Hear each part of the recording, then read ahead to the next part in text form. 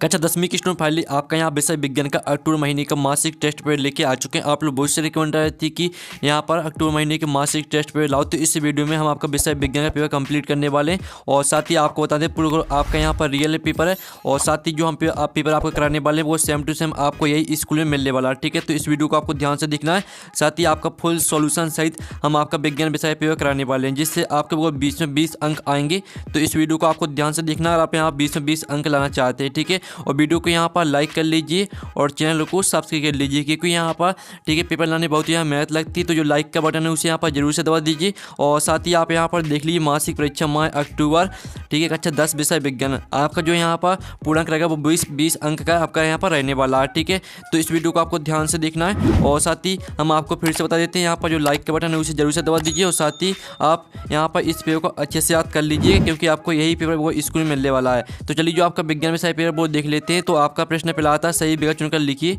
ठीक है, तो चलिए जो आपका पहला सही विकल्प आता है वो आप यहाँ पर देख लीजिए, निम्नलिखित में से कौन सा गुण प्रायः धातुओं द्वारा प्रदर्शित नहीं किया जाता है। तो आपको बताना है कि यहाँ पर जो कौन सा गुण है जो धातुओं द्वारा प्रदर्शित नहीं होता है। ठीक है, तो आप यहाँ पर देख लीजिए, इसका आपका अवसान आता है विद्युत संचालन, और बात आपका ध्वनिक प्रकृति, और साथ आपका चमकहीनता, और दात आपका तन्यता। तो जो आपके यहाँ पर दिया गया है निम्नलिखित में से कौन सा गुण प्रायः धातुओं द्वारा प्रदर्शित नहीं किया जाता है, तो इसका राइट आंसर आपका सा हो जाएगा चमकहीनता। चमकहीनता आपका राइट आंसर रहेगा। फिर आपका दूसरा आता है, वायु में अधिक समय तक खुला छोड़ने पर चांदी की वस्तुएं काली पड़ जाती हैं, यह निम्नलिखित, ठीक है, निम्नलिखित के बनने के कारण होता है। तो आप यहाँ पर देख लीजिए, इसका आपका ऑप्शन आता है सिल्वर नाइट्रेट, और बात आपका सिल्वर ऑक्साइड, और साथ आपका सिल्वर सल्फाइड, और दात आपका सिल्वर सल्फाइड है। ठीक है, तो जो आपके यहाँ पर दिया गया, ठीक है स्टूडेंट, आप यहाँ पर देख लीजिए, वायु में अधिक समय तक खुला छोड़ने पर चांदी की वस्तुएं काली पड़ जाती हैं, यह निम्नलिखित के बनने के कारण होता है। तो इसका आंसर आपका सिल्वर सल्फाइड हो जाएगा। ठीक है, तो आपको यहाँ पर अच्छे से याद करते जाना है। अब चलिए आपके यहाँ पर कर लेते तीसरा आपका यहाँ पर आता है, जिसमें आप यहाँ पर देख लीजिए, खाना बनाते समय यदि बर्तन की तली बाहर से काली हो रही है तो इसका मतलब है कि, तो आप यहाँ पर देख लीजिए, भोजन पूरी तरह से नहीं पका है, और बात आपका ईंधन पूरी तरह से नहीं जल रहा है, और साथ आपका ईंधन अर्ध है, और आपका इसका द ऑप्शन आता है ईंधन पूरी तरह से जल रहा है। तो जो आपका यहाँ पर दिया गया है, खाना बनाते समय यदि बर्तन की तली बाहर से काली हो रही है तो इसका मतलब है कि, ठीक है, ईंधन पूरी तरह से नहीं जल रहा है। ठीक है, आपका बा करेक्ट आंसर रहेगा तीसरे का। फिर आपका जो चौथा आता है तो वो देख लीजिए आप यहाँ पर, समय अभी के एकक के लिए कौन सा कथन सही नहीं है। तो आप यहाँ पर देख लीजिए, इसका आपका ऑप्शन आता है उनके एककों, ठीक है, उनके एकक गुणों में अंतर, और बात है उनके रासायनिक गुणों में अंतर, और साथ है उनके समान अणु सूत्र, और दात है उनके समान संरचना सूत्र। तो जो आपके यहाँ पर दिया गया है, समय अभी के एकक के लिए कौन सा कथन सही है, तो इसका जो राइट आंसर रहेगा वो आपका द हो जाएगा उनके समान संरचना सूत्र। ठीक है, तो इस तरह से जो आपके यहाँ पर सही विकल्प है वो 4 नंबर के आपके कंप्लीट हो जाते हैं। ठीक है, आपने अच्छे से यहाँ पर याद कर लिए होंगे, आपके 4 नंबर यहाँ पर हमने कंप्लीट करा दिए बिल्कुल। ठीक है, अब चलिए प्रश्न आपका 2 आता है, यहाँ पर रिक्त स्थान की पूर्ति की, जो कि आपके 3 नंबर के रहेंगे। तो पहला आता है, यदि परागकणों का स्थानांतरण उसी पुष्प के वर्तिका पर होता है तो यह प्रक्रिया दोनों कहलाती है। तो यहाँ पर यदि परागकणों का स्थानांतरण उसी पुष्प के वर्तिका पर होता है तो यह प्रक्रिया, ठीक है, स्वपरागण कहलाती है। स्वपरागण आपका इसका आंसर रहने वाला है, तो आपको यहाँ पर अच्छे से याद कर लेना। ठीक है, स्वपरागण। फिर आपका दूसरा आता है, जब पुष्पक में पुंकेसर अथवा स्त्री केसर में से कोई एक जननांग उपस्थित होता है तो पुष्प दोनों कहलाते हैं। तो यहाँ पर जब पुष्पक में पुंकेसर अथवा स्त्री केसर में से कोई एक जननांग उपस्थित होता है तो पुष्प एक लिंगी कहलाते हैं। तो एक लिंगी आपका यहाँ पर रहेगा दूसरे रिक्त स्थान का आंसर। ठीक है, एक लिंगी, तो अच्छे से याद कर लीजिएगा। फिर आपका आता है तीसरा, भ्रूण को माँ के हृदय से पोषण डोंडो नामक संरचना से प्राप्त होता है। तो भ्रूण को माँ के हृदय से पोषण प्लेसेंटा नामक संरचना से प्राप्त होता है। तो प्लेसेंटा आपका रहने वाला है तीसरे रिक्त स्थान का आंसर। ठीक है, तो आपने यहाँ पर अच्छे से याद कर लिया हुआ। ठीक है, और साथ ही इस वीडियो को अपने दोस्तों तक शेयर कर दीजिए, जिससे वो भी यहाँ पर 20 में 20 अंक ला सके। ठीक है, विज्ञान के पेपर में। और साथ ही आपका प्रश्न यहाँ पर 3 आता है, तो आप यहाँ पर देख लीजिए, एक शब्द वाक्य उत्तर लिखिए, 2 नंबर के रहेंगे आपके। तो पहला आता है, एक का रेजिया में सांद्र हाइड्रोक्लोरिक अम्ल एवं सांद्र नाइट्रिक अम्ल का मिश्रण किस अनुपात में होता है। तो इसका आंसर है आपका 3:1। ठीक है, 3:1 आपका इसका आंसर हो जाएगा पहले का। फिर जो आपके यहाँ पर दूसरा आता है, किस धातु को छोड़कर अन्य सभी धातुएं कमरे के तापमान पर ठोस अवस्था में पाई जाती हैं। तो इसका आंसर है मरकरी। ठीक है, मरकरी धातु को छोड़कर अन्य सभी धातुएं कमरे के तापमान ठोस अवस्था में पाई जाती हैं। तो आपका मरकरी रहेगा दूसरे का आंसर।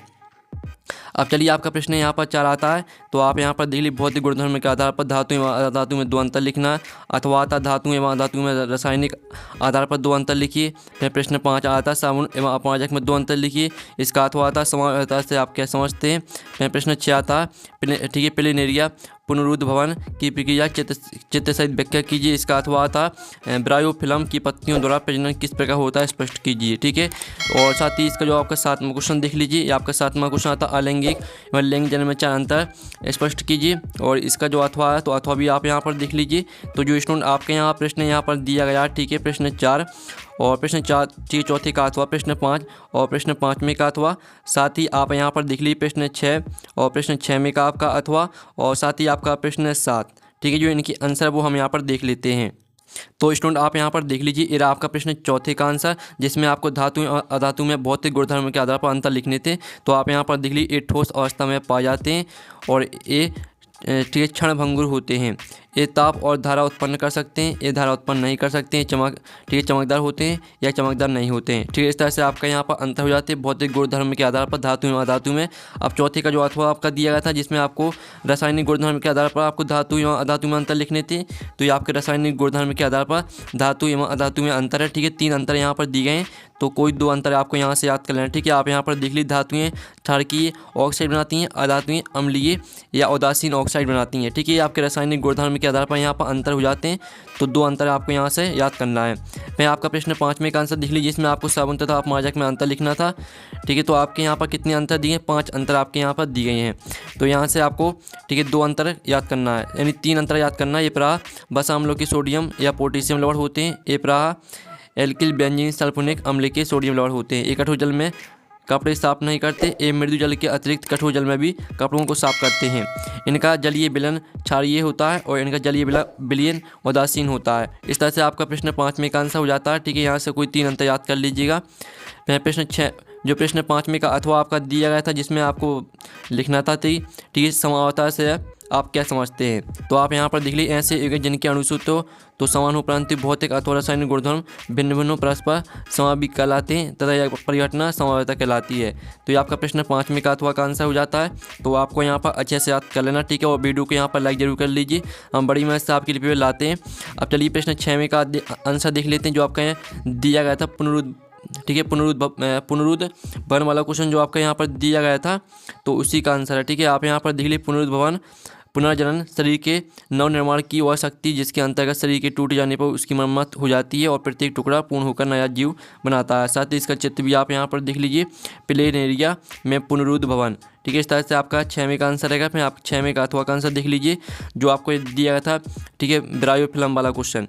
तो आप यहाँ पर देख लीजिए, ब्रायोफिल्म में कलिकायन विधि द्वारा प्रजनन होता है और ब्रायोफिल्म की पत्तियों में कलिकायन होता है। इनकी पत्तियों के किनारों पर छोटी छोटी कलिकाएं बनती हैं, जो कि कुछ समय पश्चात विकसित होकर जड़ सहित संपूर्ण छोटे छोटे पौधों का निर्माण करती हैं।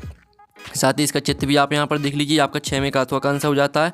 फिर जो आपका 7वां क्वेश्चन दिया गया था, जिसमें आपको अलैंगिक और लैंगिक जन्म में अंतर लिखना था। ठीक है, आपको 4 अंतर लिखने थे, तो यहाँ पर आपके 8 अंतर दिए हैं। तो जो भी आपको अच्छे लगे वो आप 4 अंतर यहाँ से याद कर लेना। ठीक है, और जो आपका 7 में का अथवा वाला क्वेश्चन दिया था, उसका आंसर आपको मिल जाएगा टेलीग्राम ग्रुप में। और साथ ही आप पेपर का PDF डाउनलोड करना चाहते हैं तो लिंक वीडियो के डिस्क्रिप्शन दी गई, तो वहाँ से आप पेपर का PDF भी डाउनलोड कर सकते हैं। और साथ ही आपको यहाँ पर कक्षा 10वीं की सभी विषय की अक्टूबर महीने के मासिक टेस्ट आपको हमारे चैनल में मिल जाएंगे, आप हमारे चैनल में जाकर देख सकते हैं। तो यहाँ पर नेक्स्ट वीडियो में थैंक्स फॉर वॉचिंग।